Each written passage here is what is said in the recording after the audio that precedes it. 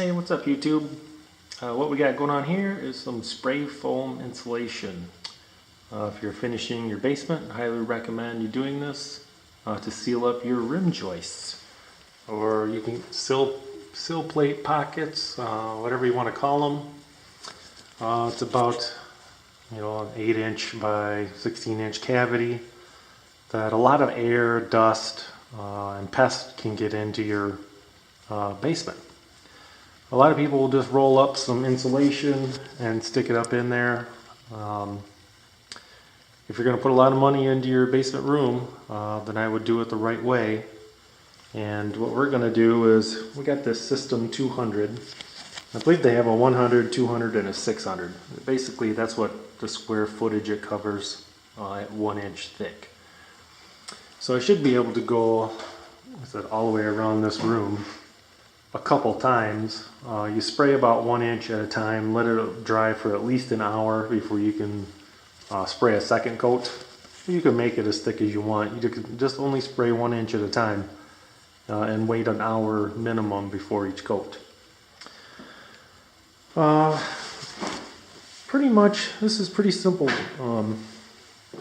It's got this kind of built-in handle.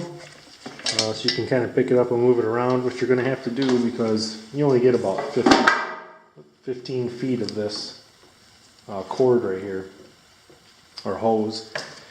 And the reason it's kind of short is this stuff has to stay warm.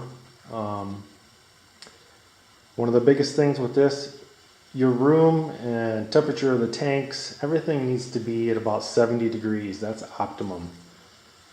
If you let this sit outside in your garage for a while and then you brought it into the house, I suggest you leave it in the house for at least 2 days because you need the internal chemicals to be at that 70 degrees.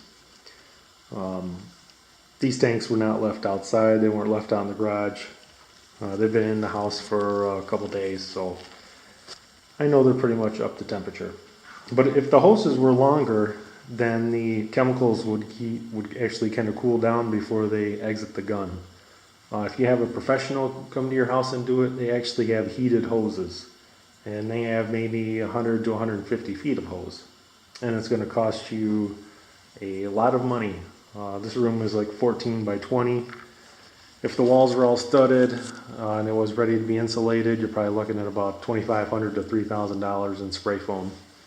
Which I'm not going to do. I'm going to insulate it with bats, and I'll show you how I do that later.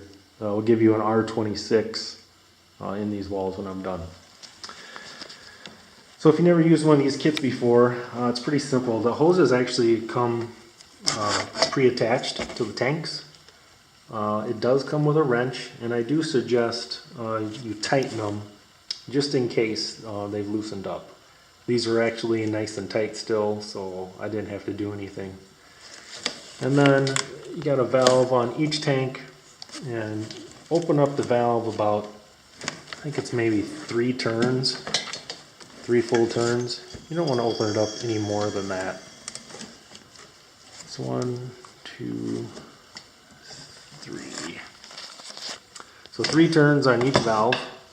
And while I do that, the tips comes with a fan tip or a conical tip, which kind of the conical tip's nice to get in to like some cracks and stuff. Let that to fall off of there. But I use the fan pretty much the entire time.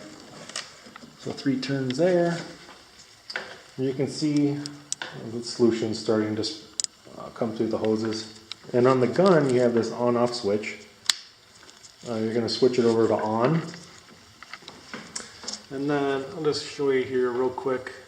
Make sure that you're wearing protective clothing and a good mask. This stuff stinks a little bit, not too bad.